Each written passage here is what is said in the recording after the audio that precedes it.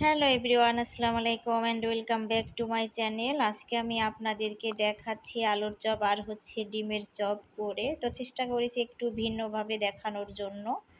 তো আপনারা অবশ্যই একবার ট্রাই করে দেখবেন কেমন হয় এই আলুর চপ আর ডিমের চপগুলো। তো এই জন্য কিছু আমি লুডুস নিয়েছি, ভেঙে নিয়েছি অনেক গুঁড়ো গুঁড়ো করে। তো আর এখানে নিয়েছি বিস্কিট, গুঁড়া করে নিয়েছি। তো এই আলুর ভর্তাটা আমি খুব ভালোভাবে করে নিয়েছি শুকনা মরিচ আর পেঁয়াজ দিয়ে, সরিষার তেল দিয়ে। তো আলুর চপগুলো আমি আগে করে রেখেছি, একটু ভিডিওটা অনেক বড় হয়ে যাবে সেজন্য। তো যাই হোক, আমি এখন ডিমের চপটা দেখাচ্ছি কিভাবে করব। তো আলুর চপটা বরাবর যেভাবে সবাই করে থাকে সেভাবেই করেছি আমি। তো এই তো দেখতে পাচ্ছেন মাঝখানে আমি ডিমের পুরগুলো দিয়ে দিচ্ছি।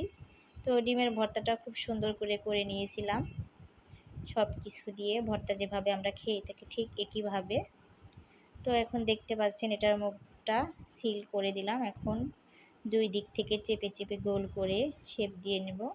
তো এটা যে কোনো শেপ দিয়ে নেওয়া যাবে। তো আর আমি বেসনটা গুলিয়ে নিয়েছি। তো এভাবে আমরা সবগুলো এখন আলুর চপ করে নিব। দেখতে পাচ্ছেন কিভাবে করে নিয়েছি। তো আপনারা আপনাদের পছন্দ মতো শেপ দিতে পারেন। তো এখন আমি আলুর চপগুলোকে বেসনে ডুবিয়ে নিচ্ছি। তো এরপর আমি এগুলোকে ব্রেড গ্রামে গড়িয়ে নিব। তো আসলে এই নাস্তাগুলো খেতে খুবই ভালো লাগে। ইফতারের জন্য রেডি করলে বাচ্চারা বড়রা খুব মজা করে খাবে, খুবই টেস্ট হয়। তো একটু ভিন্ন রকম নাস্তা হলে সবাই মজা করে খায়। তো এই তো দেখতে পাচ্ছেন এভাবে আমি সবগুলোকে গড়িয়ে নেব এখন ব্রেড গ্রামের ভিতরে। তো ঠিক একইভাবে আমি আলুর চপগুলো করে নিব। তো আলুর চপগুলোকে আমি লুডুস দিয়ে কোটিং করে নিব।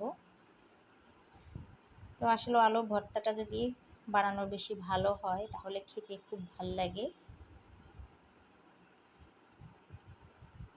তো এই তো এখন আমি আলুর চপগুলো দিয়ে দিচ্ছি।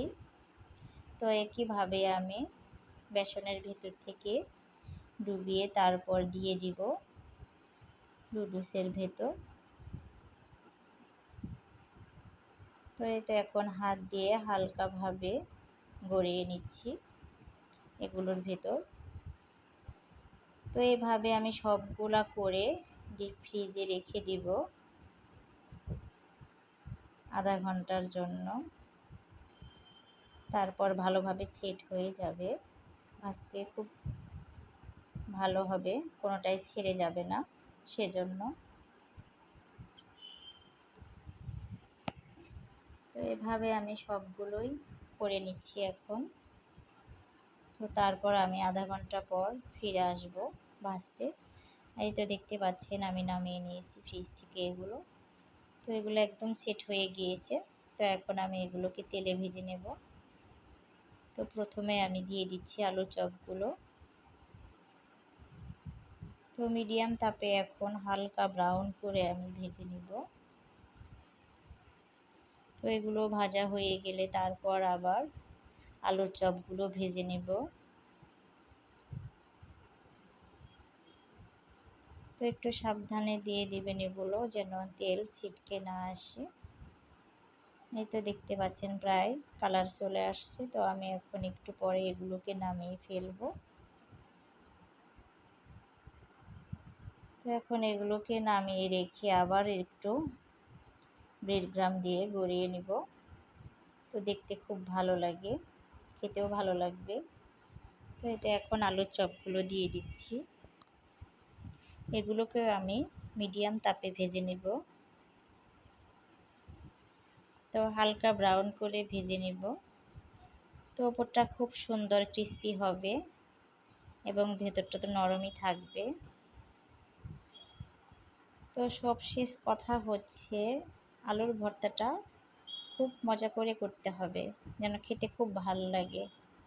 মজা করে বলতে যেমন শুকনা মরিচ, পেঁয়াজ এগুলো তো অবশ্যই হতে হবে আলু ভর্তার মূল উপকরণ। আর খাঁটি সরিষার তেল।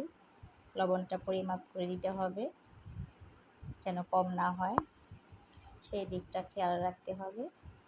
এই তো আমি এখন হালকা ব্রাউন করে ভেজে নেব, তারপর নামিয়ে ফেলবো এগুলো। তো আজকের মতো ভিডিও এ পর্যন্তই। সবাই ভালো থাকবেন, সুস্থ থাকবেন। আমার চ্যানেলটি অবশ্যই লাইক সাবস্ক্রাইব করে দিবেন, আমাকে উৎসাহিত করবেন। আল্লাহ হাফেজ।